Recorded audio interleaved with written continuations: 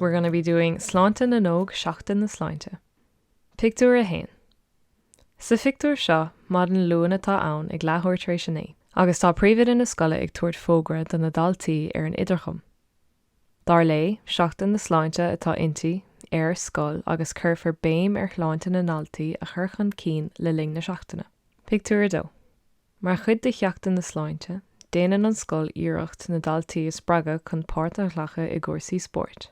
Agrítar cluiche pelle idir na daltaí agus na múntóirí i barc na scoile.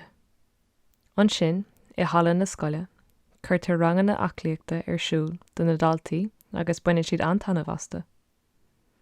Pictiúr a trí. I gceantaí na scoile, tá bia sláintúil ar nós tarthaí, íogart agus árán dán tí ar díal agus tá antóir orthe. Feicim iad an sin bucha leháin agus bia gasta áithe. Is léir nach digan sé gan dhéanaan bia mar seo dochar don pláinte má étar an nómarcade. Pictiúr a cethir. Chun airgid a bhalú le chaig trealamh sport an scoil, racháiltar siúlód oirithe agus is imimecht ráthúil amachchas amachaí.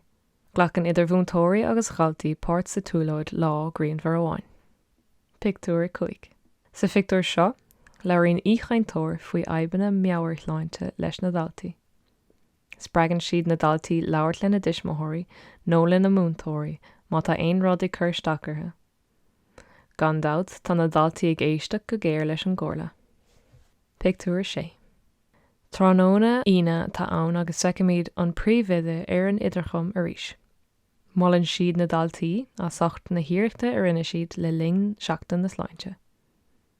Seachtain den scá a bhí inti, agus tá an príomhide fíormhuich do gach duine.